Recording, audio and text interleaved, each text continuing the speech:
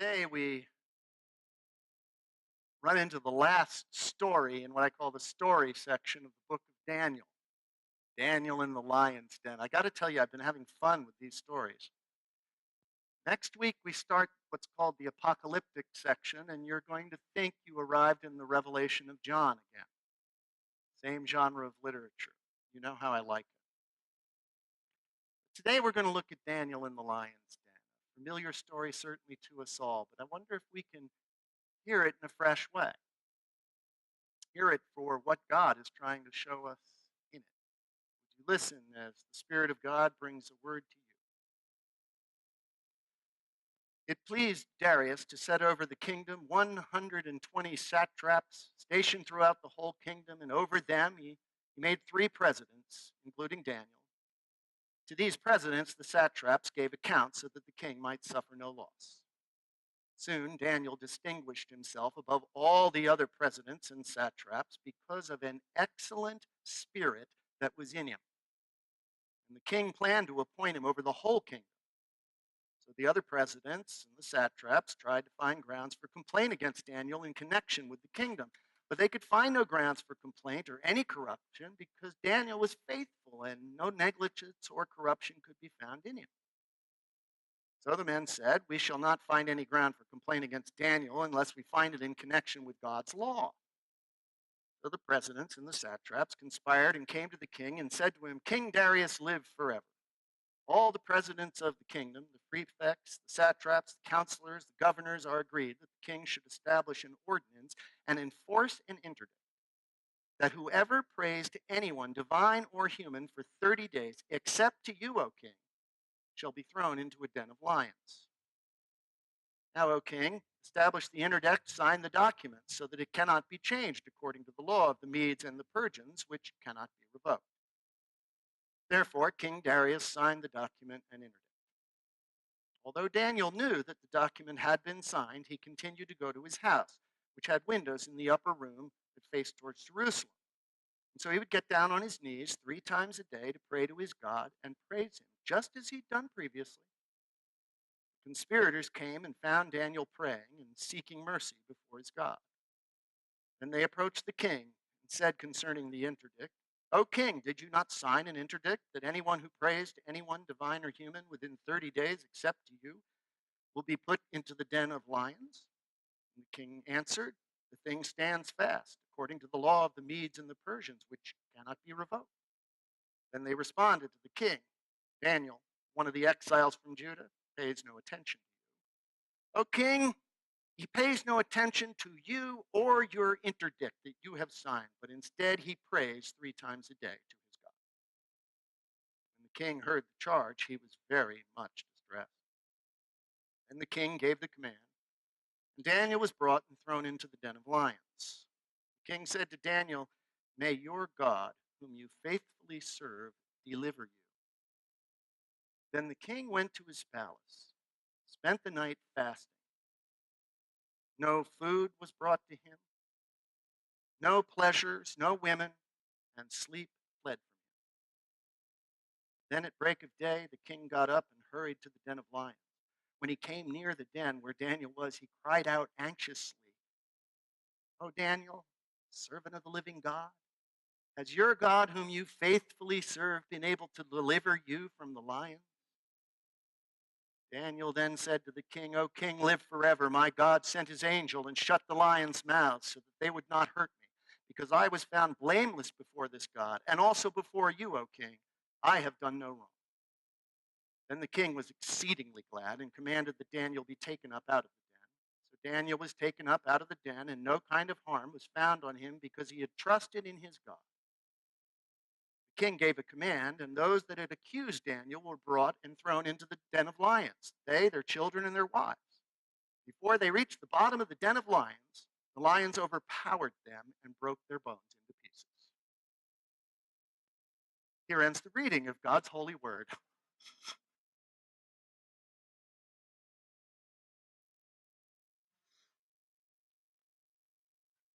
I really love that song, and I love this story about Daniel.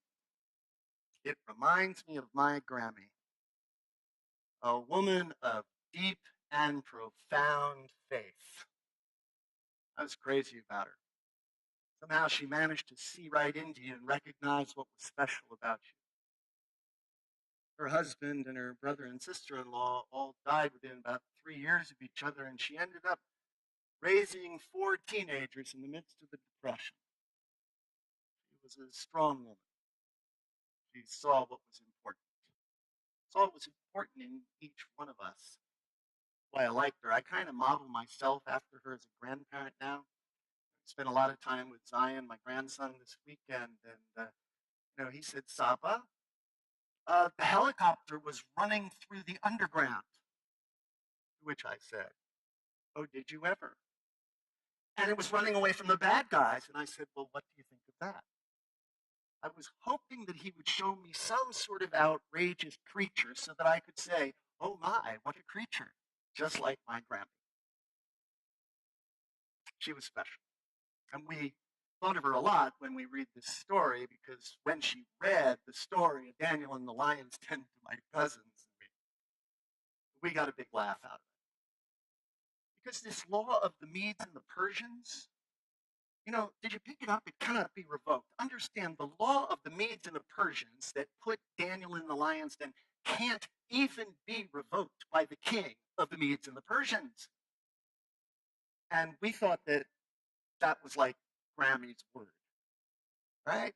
Couldn't be revoked. If Grammy said something was going to happen, then it was going to happen, just the way it was. We remembered her by the story. But I've been wondering, why do we read stories like this to children? I mean, I guess I can get 10-year-old boys enjoying it, especially that last little paragraph I read about the lions breaking the bones and ripping them apart. I could have embellished the Hebrew there, it would have been fun. But why do we read it? They're really kind of terrifying. I mean, what is this story really about? It's about human beings setting something in motion that they cannot stop. That's what the king did. He set something in motion that was leading towards death that he could not stop. At that moment, there's only a word from God that can be spoken. Consider our own situation, don't you think? I mean, the moment you think about the environment for any length of time, don't you feel like we have set something in motion that cannot be stopped, and it leads to disaster? Maybe the gap between the rich and the poor. We have set something in motion that cannot be stopped, and it will lead to revolution. We know enough history to know that. It's just the nature of things. And where is the church in the midst of it? What is our voice? Well, this week we're in Detroit. The General Assembly of the Presbyterian Church USA is meeting this week in Detroit. And the two topics that will be on the top of our list to talk about will be Israel-Palestine, which always concerns me when Christians start talking about the Jews and dictating to them what they should do. We have a really bad history of anti-Semitism.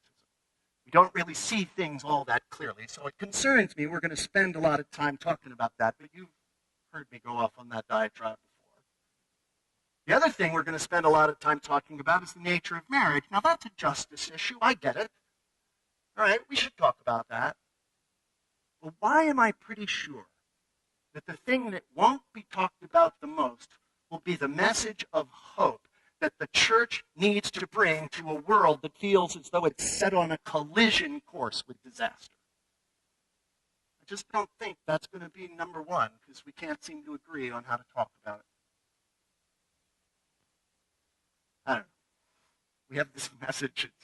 It's supposed to mean that God brings life out of that which we produce, that is death, and we can't seem to get it out in the world in any way that really produces hope on the inside. I worry about it. Maybe a little too much. Maybe I'm actually not trusting God enough for the unfolding of the hope. I feel like there's this impending disaster for the church. And yet God does find a way to bring hope in the midst of, well, horror. But maybe all of that, the church and the environment and the poor and the rich, you can't do much about it. Maybe actually the kinds of things that you think are unfolding that you can't stop are more personal than that. Maybe they have to do with your relationships. You feel as though you're in a relationship that is deteriorating and you don't know how to stop it. Maybe you're in a situation where you're watching the money drain out of your accounts and you don't know how to take a step forward and stop it. It's like things are unfolding before you and you can't figure it out. Your health, we're all aging, some of us more than others. And what are we worried about? We're worried about what's next. What's next? So we wonder about the hope. And where's the church? Where's our message of hope? How's it going to speak to our hearts? We're at a disadvantage, though, with this message. Because when the church yells out hope, the world yells back, how do you know? Right? How do you know? Why should I have hope when I see impending disaster unfolding before me? How do I know that the presence of God is going to do anything about it, is going to lead us in any direction that makes any sense? Well, there are a lot of kinds of knowing when you think about it. How do I know? Well, I certainly don't know by making an analysis of the situation. I just did make an analysis of the situation, and I told you it's hopeless. It really looks awful. All right, so it's certainly not an analytical knowing that is going to get me to a place where I can arrive at the hope that God can bring life out of death, new life out of horror. But there are other kinds of knowing. My wife told me this morning that she loved me as I left the house. I know she does. How? Was there some sort of analytical test I was able to do? Measured, I don't know, hormone levels or something? And what would that tell me anyway? Would it tell me anything about commitment? Whether or not she's really interested in my well-being as the two of us partner and seek to help one another grow? I mean, how do I know if she's in love with me? Because I have an eye in my heart that knows. Don't you know when you're loved? I knew my Grammy loved me. How?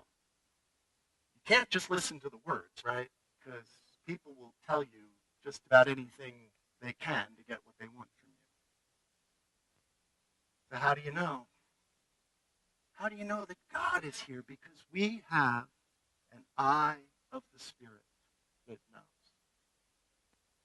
It has to become clear, but we have an eye of the Spirit that knows. And when that Spirit eye is clear, we can look into one another's hearts, look into one another's lives, and realize what's beautiful and hopeful in them. We know because we have an eye of the Spirit that we can access if we try. It can touch our lives in profound ways. How do you know? You got to work. My Grammy knew. She had an eye of the Spirit. She knew that the Spirit of God was going to work and unfold in her life and the lives of the people around her. She knew. Because she had that clear eye of the Spirit. She could look into my life and into the life of my cousins with tremendous love and recognize the beautiful face of God in each one of us. So I inherited the eye of the Spirit from her. And when I'm in my best place, I can look at every single one of you, and I can see what is gorgeous and beautiful about you. I can see it. I can see that thing in you that is an expression of the love of God when the eye is clear, when I'm in my best place. I'm not the only one in this room that inherited it. Every single one of you has the eye of the Spirit alive within you. every single one of you can look into the lives and into the world and see the beauty and creative possibility that God brings to us. That's that exceptional spirit that the story of Daniel talks about. The exceptional spirit. That was a code word, actually, in these late Hebrew scripture times. Daniel's almost the last book written. It was a code word for the image of God, for the imprint of God that is in each one of us. And an exceptional spirit is one that holds the imprint of the power of God within them. Each one of us holds it. Each one of us has a unique way to express the love of God into this world. It's the way it is. I cannot love this world the way Susan does. If I try, I'll screw it up. I can't love the world the way Rosemary does or Dinah does. I'll screw it up. Each and every one of us has a unique imprint of the presence of God within us, and each and every one of us has an obligation to share the love and the gift that emerges from that truth. How do you know? You've got to ask. You've got to ask, and you have to keep asking the presence of God until the eye clears. You ask assuming it is so. And it's not easy. It's not easy to get to the place where you know, especially in a culture that covers it over so much. How do I know? For thousands of years, the scriptures have been telling us that the eye of the Spirit is clear. Oh, I know. The people that wrote them believed in magic. Yeah. I know. The people that wrote them thought there was a God up there that threw lightning bolts down. I get it. Should we not listen to them? You think that because they couldn't find the right scientific way to describe what was happening, that they could not see clear as a bell what the divine was doing in their life? Oh, they had an eye of the Spirit. And they point to it in their own way. They point to it in this story. Thousands of years, people have been reaffirming that truth. Our truth, that we can offer a world that thinks it is just going to hell in a handbasket, riding along, just ready to go off the precipice. A message of hope we can find because it's right in front of us. Though it takes work. I've been working really hard on it the last few weeks or months. You know, we go through periods of time in our lives when it gets harder and harder, or we're going to break through or see with that eye a little differently than we've seen before. And the last few weeks have been like that for me. It seems like I've been journaling forever. Yesterday, I journaled 25 pages alone. You know, as Dr. Gossip said once, by and by, the gale dies down, and the moon rises and throws a lane of gold to us across the blackness and the heaving of the tumbling waters. And you get just a glimmer of the truth. A glimmer that tells you that God sees beauty everywhere God looks. And that the creative possibilities in this universe are limitless. That's what you have to offer in your own way. That's what we have to offer together in every way we can. Where is the church in all this? It's been quiet. Because we've been having a hard time finding the eye of the Spirit in a culture that seems to dump soil on top of it. But we're coming alive. Spirit's on the move. On the move in each and every one of you. A couple of weeks ago, I told you to look in the mirror and say, I'm gorgeous. Wonder if you've done that. I understand some of you are able to say it to each other. It's important. Because the reality is we need to be reminded of the beauty that's in each of our lives. beauty and the possibility, because the power of God is at work. Now, if you can find that, as I find that, and we share that with the world around us, you'll hear the voice of the church scream loud. In the face of how do you know? Because our eyes are clear. God is at work. And the universe is an infinitely beautiful place. It's that hope that we proclaim.